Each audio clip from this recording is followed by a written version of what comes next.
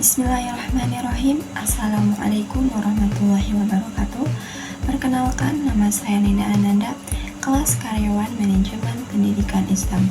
Dan tak lupa kepada Ibu Lina Herlina, SPD MPD yang saya hormati dan saya cintai.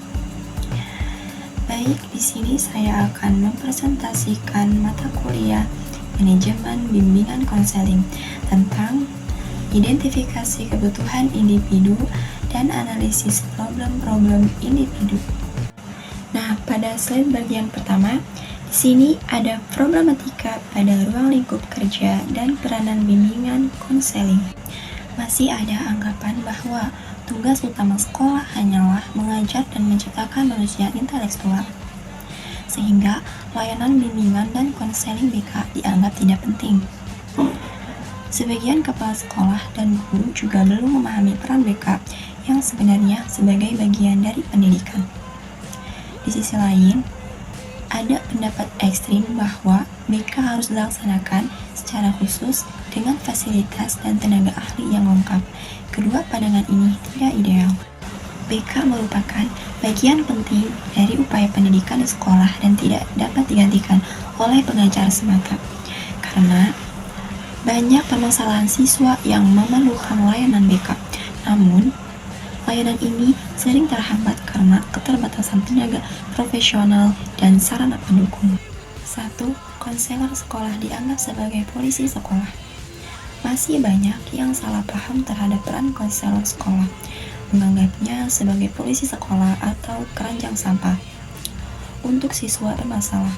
Bahkan, konselor sering diberi tugas mencari dan menghukum siswa yang bermasalah. Padahal, konselor bukanlah pengawas atau penghukum, melainkan pendamping, pembimbing, dan tempat siswa mencurahkan perasaan serta masalah. Konselor seharusnya menjadi sosok yang dipercaya dan mampu menciptakan suasana yang menenangkan bagi siswa. 2. Bimbingan dan konseling dibatasi pada hanya menangani masalah yang bersifat insidental. Pelayanan bimbingan dan konseling tidak hanya fokus pada masalah saat ini, tetapi juga mencakup masa lalu dan masa depan klien. Konselor tidak boleh pasif menunggu siswa datang, melainkan harus proaktif menciptakan suasana yang mendukung, memasyarakatkan layanan BK, serta peka terhadap kebutuhan dan potensi siswa demi perkembangan mereka secara menyeluruh. Nah, selanjutnya di sini ada problematika pada pendekatan dan teknik penyelenggaraan pelayanan. 1. Pelayanan bimbingan dan konseling itu berpusat pada keluhan pertama saja. Keluhan awal dari klien seringkali hanya permukaan dari masalah yang sebenarnya. Konselor harus menggali lebih dalam karena masalah yang sesungguhnya bisa lebih kompleks atau berbeda dari yang tampak. Oleh karena itu, konselor tidak boleh langsung terpaku pada keluhan pertama yang disampaikan. 2. Menanamkan pekerjaan bimbingan dan konseling dengan pekerjaan dokter atau psikiater. Konselor dan dokter sama-sama bertujuan membantu individu terbebas dari penderitaan. Namun, pendekatannya berbeda. Dokter menangani orang sakit dengan obat, sedangkan konselor membantu orang sehat yang mengalami masalah melalui penguatan mental, perubahan, perilaku, dan teknik bimbingan. Dan yang ketiga yaitu menyamaratakan cara pemecahan masalah bagi semua klien. Cara ataupun yang akan dipakai untuk mengatasi masalah haruslah disesuaikan dengan pribadi klien dan berbagai hal yang terkait dengannya. Tidak ada satu cara apapun yang ampuh untuk semua klien dan semua masalah. Bahkan, seringkali terjadi untuk masalah yang sama pun, cara yang dipakai perlu dibedakan. Selanjutnya, di sini ada problematika pada tugas konselor. 1. Konselor harus aktif sedangkan pihak klien pasif.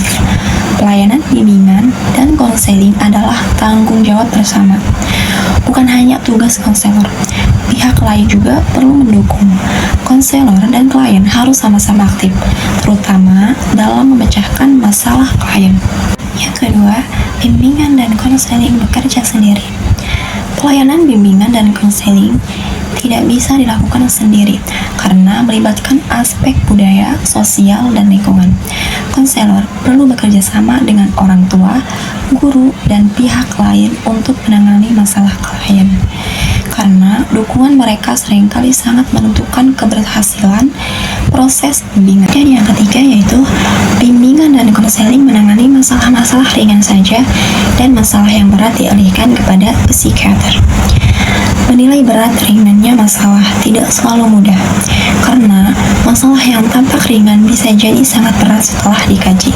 Dan sebaliknya, penanganan disesuaikan dengan kondisi klien, jenis masalah, tujuan, kemampuan konselor, sarana, dan dukungan pihak lain.